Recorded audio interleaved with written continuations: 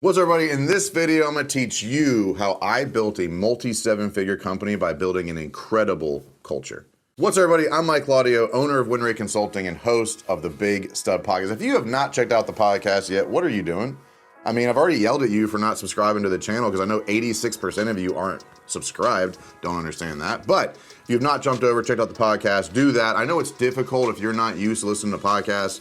Spotify can be easy, Apple Podcasts. If you have an Apple device, go to the search, type in podcast. There'll be an app that pops up. Then go into there, search the Big Stud Podcast, and listen. There's about probably almost 300 episodes now, maybe 275, something like that. I'm not sure when this video is actually going to release, but we're in that 270, 280 range. But go check it out. I'd love to hear what you think about it and get some value and feedback from you about how you enjoy the podcast side of things. But building a company culture is one of the most underrated things I see, because it's really easy as the leader to get distracted by your own problems, get distracted by what's going on in your life, get distracted by, the fires that pop up, and you make decisions very short term, make decisions about how is this going to solve a problem today? How is this going to create impact today? How is this going to make money today?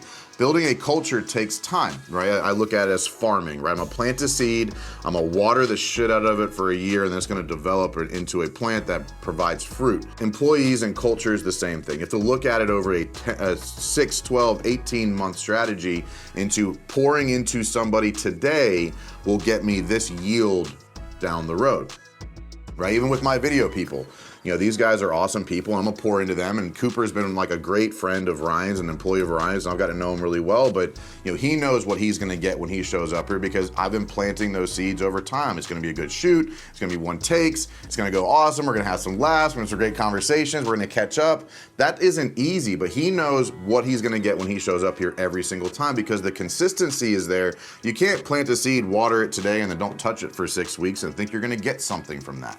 And building a company culture is very similar. So this is where I see a lot of shortcomings. I'm gonna say some things I've learned kind of the hard way. I think making too many changes to the mission is a challenge. I've done it. I've seen a lot of businesses do that. Like who we are, what we're trying to do, our price point, who we're helping, who we're hiring, what projects we're taking on, what projects we're not taking on. A lot of changes to the mission. I think to have a strong company culture, there has to be a long-term strategy mindset around what is our mission. At WinRate, our mission is to simplify and systemize the growth of home service companies. And I've been saying that for 3 years. Every week, every team call, this is our mission. If it doesn't align with that mission, it's not for us. And sometimes that means you have to sacrifice good things in your routine, in your pricing structure, in your offers, in your client base, and your employees. You got to sacrifice good for great. Because there's going to be some things that kind of help your mission that you have to say no to, that you have to get rid of, that you have to decline, that you have to fire. Sometimes you have to fire really good employees because they're just not great in alignment with the mission. And that's hard to do. Sometimes I see people adjust their mission because of the players they have, right? You can't do that. You can't change what you're trying to accomplish as a company or the impact you're trying to make based on the assets or resources that you have. That will dilute your culture because people aren't gonna know what they're showing up for. Which also kind of bleeds into the standards, right? If there's a mission, there has to be standards, right? SOPs, standard operating procedures, but literally just what are you expecting from your employees? What are you expecting out of them? Because what will happen, I see this a lot, your best employees, right? Those revenue generators, they get away with a whole lot more than the other people do. Right? You probably your top sales rep get away with murder, but your receptionist gets yelled at every fucking day. No, you can't do that. That dilutes the culture. You have to have a standard across the board. And I'm going through a season right now where we're probably gonna be letting go some of our employees in one of my companies just because they're good, not great. And it's not so much what they are today. This is where a lot of people fail. As your mission continues, as your journey grows, there's evolution. And I'm gonna talk about my core values here in a second, but one of our core values is continually evolve. So we're always trying to get better, right? So we're trying to be on this plane of increase, this plane of improvement, right? Well, if you have an employee that's here and it's close, they're good, not great, over time, that gap, that delta will destroy the way you feel about that person. I'm sure if you've ever had an employee dude, they were freaking great last year, what happened? What happened is you got better and they didn't. They're actually the same person, same quality, same standards they hold themselves accountable to. But if you don't hold everybody the same standard, they won't evolve with you. They just won't. And that will mean that I can look at today, same concept, what will this seed grow into in 12 to 18 months? If I know right now that seed does not have a high propensity to grow into fruit that I actually want, then I'm not gonna spend the next 6, 12, 18 months watering that seed because I'm not gonna get what I'm looking for. So same concept in being consistent with the mission over longer periods of vision. Employees are the same way and the standards need to be held the same way. Now, you can't do this with your standards and think you're gonna build a quality culture. One of my I am statements is, I am going to keep a very high, clear, and fair standard. Anybody who's been around me knows that I hold people to an incredibly high standard, and it's not always fun and it's not always easy. It's actually never easy, but that's what I live up to because that's what I want for my culture. If we're gonna be coaches, right? If we're gonna be coaching other business owners, we have to be setting the standard and being the example. That's actually two of the things we talk about is that we will set the standard and we will be the example. Well, you can't do that if you're not literally living up to the standards that I create. So they're fair, they're clear, but they're very high. And I have to do that evenly across the team or you will not get buy-in. You cannot let anybody not live up to the standard. And I see this happen a lot with family in your business, friends in your business, long-standing employees where dude, they've been here for 30 years, man.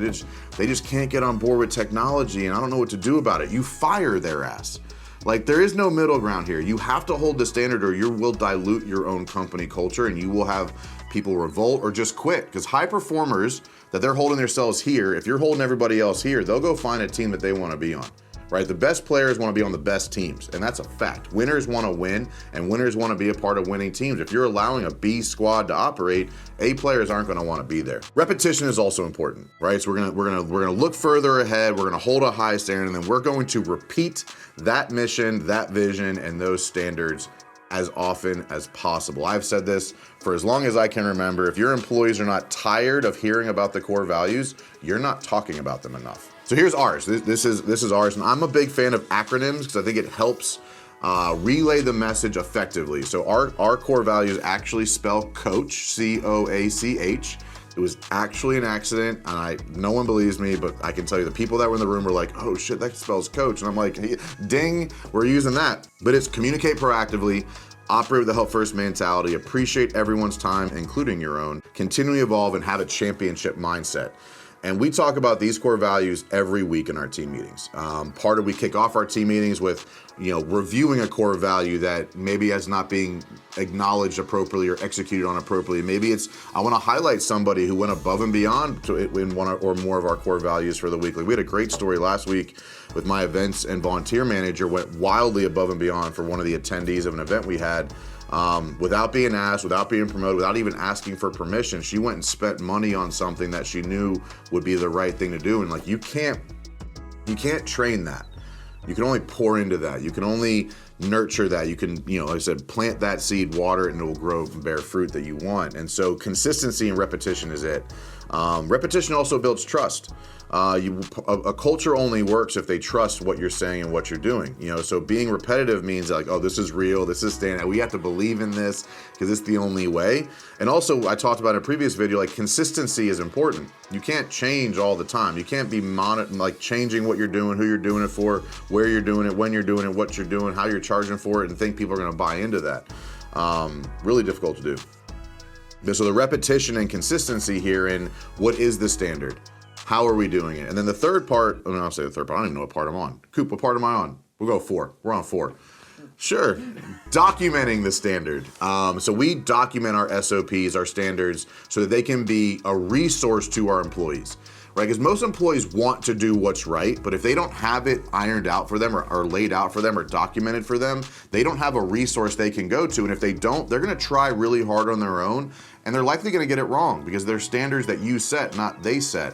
And so having a resource, we use Asana, A-S-A-N-A. It's a project management app that we have our core values built out in, as well as our SOPs. So if you have a reference of how do we do this, or how does this happen, or when does this happen, or how does this work, or how does that work, we've built out a platform, we'll say a resource, a reference, so that our employees can go see, how do I do this to the standard? Not just how do I get it done, how do I do it to the standard? And we use pictures, we use Loom videos, Zoom videos, Miro boards. We use all kinds of different resources within that reference tool, but that allows our employees to not just know it, but then have a way to go back and reference it to make sure they're hitting the standard. There's not a single thing you're gonna do to build a perfect culture. And perfect is relative, it's very subjective, but I would say sustainable culture, it is incredibly necessary that you understand what you want it to be and you just don't accept anything less. And the minute you start accepting less, you're gonna hate yourself. And at some point, you're gonna hate your business. I see a lot of business owners who allow the standard to be minimized or not handled appropriately, and they end up not wanting to go to work anymore. I know a lot of business owners that allow the standard and the culture to drop so bad that they don't even want to be there anymore. And if you've done that, that's not too late. You can fix that. You can change that, but it starts with being consistent, being clear, being on top of it, and just not accepting anything less. So if you have questions on that, look, I'd love to talk to you. We're in our registration season for the 2023 Champion Circle program, but ultimately we want to help you win fast and often. That's what we talk about, so that you can build a championship version of your life. As always, thank you. Subscribe. I know you're not. I know most of you aren't. If you're still watching, you liked this video. We're like into this video now. You got all the value. Click the button, subscribe, and I'll see you on the next one. Thanks, everybody.